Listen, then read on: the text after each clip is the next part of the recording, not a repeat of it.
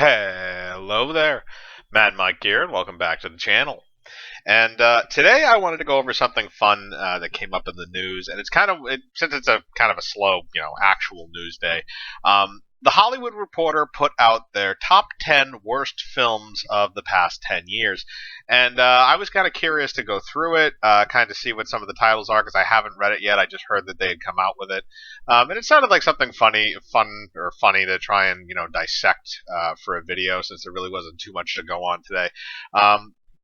Let's dive into this, and let's go into the all of the films that are on this list, because most of these are probably going to be hilarious. So apparently this is in no particular order, but it's just 10 of them that they thought were very worthy of making this list. Abraham Lincoln Vampire Hunter in 2012, and I do remember this because around the time I was in high school, maybe a little after, they had a series of books that were coming out where it was kind of like, they had Pride, Prejudice, and Zombies, which was also made into a film, was kind of in this genre, as well as Abraham Lincoln Vampire Hunter, and that is it's like a strange genre of fiction where the person would just input this supernatural kind of creature or world or whatever into actual historical events or actual other works of fiction like Pride and the Prejudice. With Abraham Lincoln Vampire Hunter, it is pretty obvious. They insert vampires into Lincoln's history and make it so that vampires are responsible for all the stuff in the Civil War and yada yada yada, and so Lincoln has to stop them, and they're responsible for a bunch of tragedies in his life and stuff. And the book was very successful, even though it was a dumb and lazy premise for a writer. And then the movie came out because that was really the most Abraham Lincoln Vampire Hunter out of those books was probably the most prevalent at the time.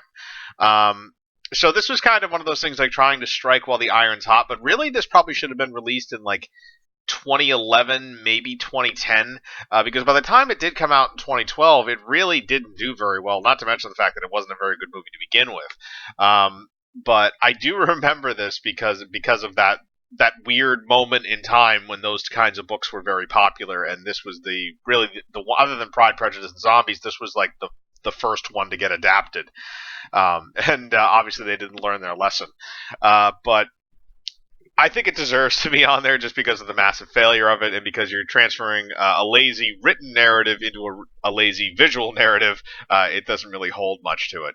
Now, the next one is like a swath of films, and some of them do deserve to be on here. And it's just an Adam Sandler films. Really the ones that they highlight are Jack and Jill, which 100% deserves to be on there. That's My Boy, which actually I kind of thought that was funny. I thought that had some redeeming qualities in it. I'm not really sure why that's on there. The Cobbler, which I have never seen, but I know is on Netflix, and Pixels, which 100% deserves to be on there. So they're at least 50% right in that case, possibly 75, because I do think That's My Boy has some funny jokes. The New Kids on the Block tattoo, the back tattoo, is one of the best parts of that whole movie. But again, I thought that was just kind of a little, I mean, I think I would have picked one or the other. I mean, there's obviously ones there that are worse than other ones. Like, I would have picked Pixels and Jack and Jill over The Cobbler and That's My Boy, but they chose to put those in. But yeah, Adam Sandler definitely deserves to be on that list in some regard. Now we have Cowboys and Aliens from 2011. Now, I do not agree with this one. Now, here's the thing.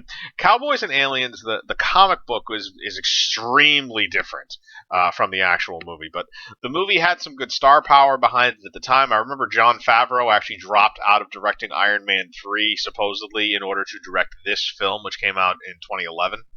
And you have Daniel Craig starring, you have Olivia Wilde in this,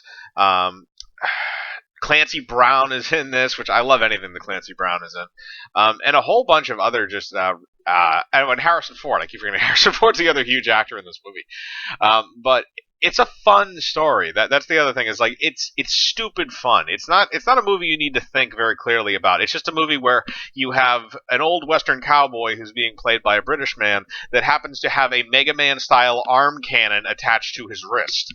But again, you don't need to think too much about it, but it's kind of awesome. and it's kind of awesome to see because they don't really hold back really that much in the film. They don't have. He fires that arm cannon a crap ton once he learns how to use it. But again, I like the movie. I think it's good, stupid fun. I don't really agree with that one being on here. I think there were a lot of other choices you could have gone with. The Emoji Movie. Yes, we did it for Rated R Riffs. It's a horrible fucking movie, and if James Gordon ever plays a hand on screen again, I just hope he gets smacked to death. But I don't know.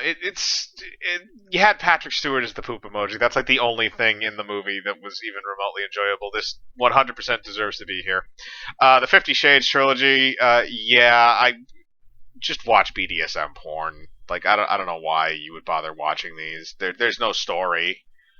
Like you might as well just pop in a porno. It's so much easier and probably a lot more fulfilling on both ends. But yeah, no, that deserves to be there. The Human Centipede trilogy. Now here's one that's kind of weird because the Human Centipede one was really it was a film that did one thing kind of good, and it was one of those shock films. It's not meant to be deep on any level. It's just meant to visually disturb the hell out of you. And you know what? The original one, when it came out, it was a huge deal. I remember it was around the time I think a Serbian film came out too. Those were like two big things at the time. But Human Centipede was the lesser of the two. But the premise is, I mean, it's gross, it's fucked up, and it's visually it's gruesome to watch, and it was legitimately disturbing at the time. And then the second one kind of ratcheted that up enough where it didn't really feel like it was believable anymore. And then the third one is just a complete crapshoot. It's not even a movie. It's just this series of panels and events that don't. And the Human Centipede doesn't even show up until over 45 minutes into the film. So it's a crap movie. The third one deserves to be on here. I don't know if the first two do. I think that you could find stuff that's a lot worse than that in terms of its narrative and its style, but I don't know. I can call that style, but next one is The Last Airbender from 2010. Now, I remember when this movie came out. The Avatar series on Nickelodeon was really big. It was a little after my time, so I didn't really catch that much of it, but it was kind of a big thing. And basically, M. Night Shyamalan, who was in the death throes of his career before this movie,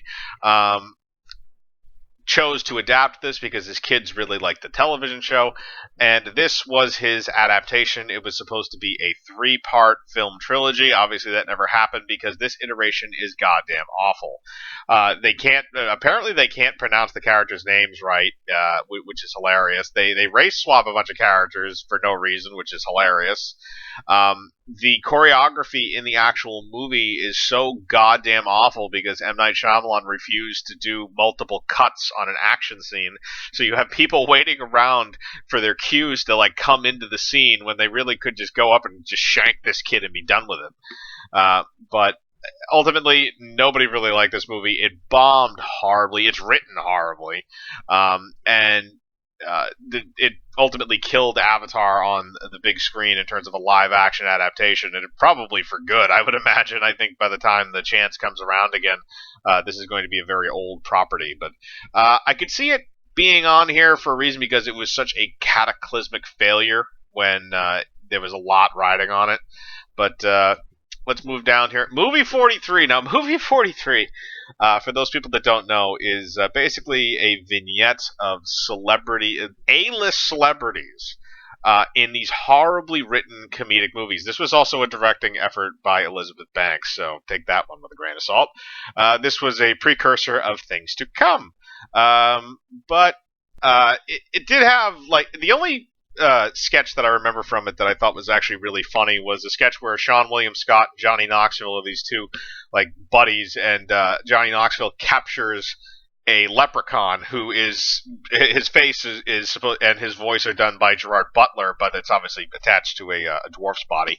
But he just he just takes it to a whole other level with some of the insults, threatening to do horrible, horrible things to both of them, and then his buddy shows up. It's a legitimately funny sketch, in terms of just the physical comedy, but most of the rest of it is pretty god awful. I mean, there's a scene where a an animated cat is dry humping, like, I forget his name, Joel Kinnaman's face, or Timothy Olyphant's face, and it's pretty messed up. It's not there's some humor in it that works, but very little. So again, I would agree with this being on here, just for reasons. Also, they put testicles on oh god, on Hugh Jackman's face. That was so bad. Okay, now this is a weird one that I don't really get. This Means War 2012. Now, this was, for people that don't know, this was a spy love thriller, whatever, where Chris Pine and Tom Hardy play CIA. I believe they're CIA agents or NSA or something. And basically, they're undercover, and they both have this thing for this girl who's played by Reese Witherspoon, and then they have to team up. It's basically like Three's Company, the action movie. And again, I didn't think of anything incredibly bad about it. I mean, I don't remember seeing it at the time. It's a very forgettable film, obviously, even though it has some memorable actors in it. But again, this was kind of something that, like, no one really gave that much of a crap. This is the worst crime that this movie has is that it's boring, probably, and that it's forgettable. I don't necessarily know if, I mean, the plot's probably terrible too, but the point is that I don't know if that deserves to be on here. I think you could sub out that for some stuff. And the last one is another kind of ensemble film, Valentine's Day from 2010. Now, this was kind of a weird one, and again, I'm not really familiar very much with this film. I think I remember when it came out, because they had another one. They had, like, New Year's Eve recently. I think they went through, like, a lot of the holidays, or some of them. And this one has just a bunch of vignettes of celebrities. You had Anne Hathaway, Bradley Cooper, Julia Roberts. Again, all A-list celebrities, a lot like Movie 43, except without the cringy, horrible comedy.